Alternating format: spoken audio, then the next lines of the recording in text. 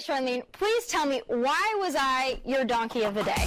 Yes, donkey of the day for Tuesday, March 21st goes to a man named Cleveland Grover Meredith Jr.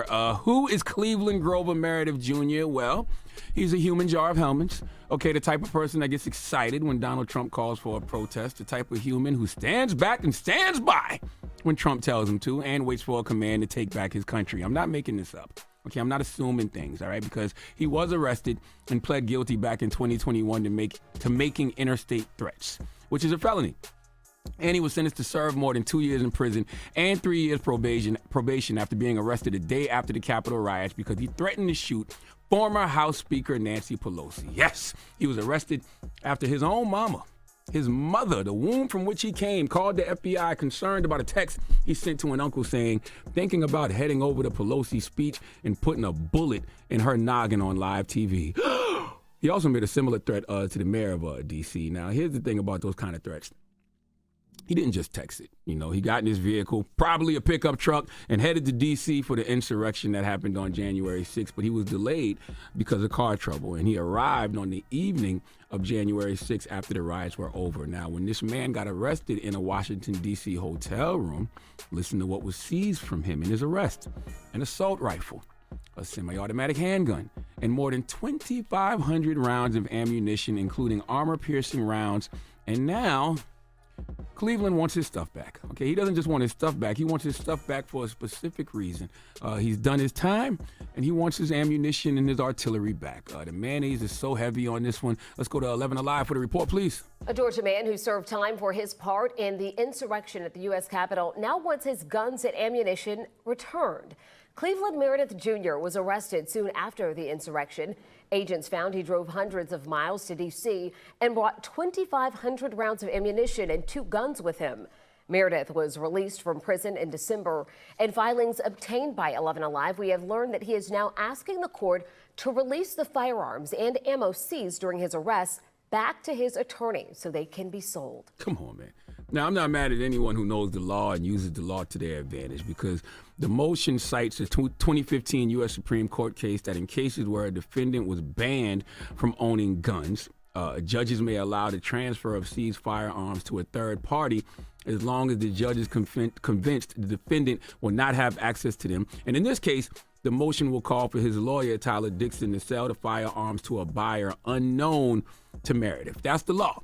Okay, I'm not mad at it at all. But the reason Cleveland Grover Meredith Jr. is getting donkey of the day is because, yes, he served his prison time. But can you imagine threatening to kill an elected official, threatening to shoot them, getting caught with guns, sent to prison, and then coming home and asking for your potential murder weapons back so you can sell them and make money?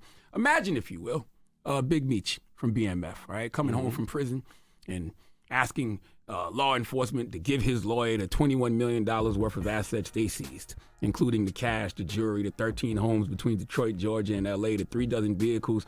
Hey, give my lawyers that so I can sell them. To make some money. The absurdity, right? You think they would laugh Big Meech out the courtroom?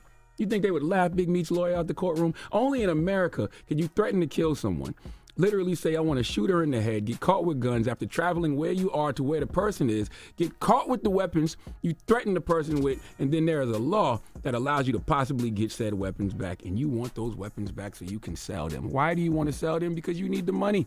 You just got out of prison, trying to get back on your feet. But if I'm the judge, I'm going to say, get back on your feet. How about you get back in this cell? Okay, I'm locking you back up. You need to go back in this cell and sit here until you learn the error of your ways, because you don't think you did anything wrong. If you thought you actually did something wrong, you wouldn't want to go near any guns, but in particular the weapons that essentially got you locked up. But in America, the caucasity rules everything around me, because let's be clear, only a human that's Capitol riot white is getting 2 years for all those guns and ammo in the first place. And a threat to an elected official.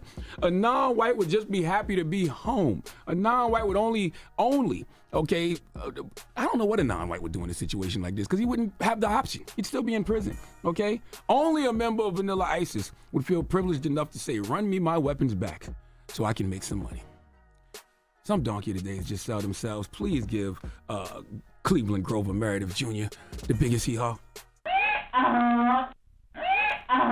I'm tripping. Chelsea, let Chelsea Handler give him the biggest hee-haw. Hee-haw, hee-haw. That is way too much Dan mayonnaise. Oh, man. Oh, Kathy Griffin just hit me. She got something to say, too.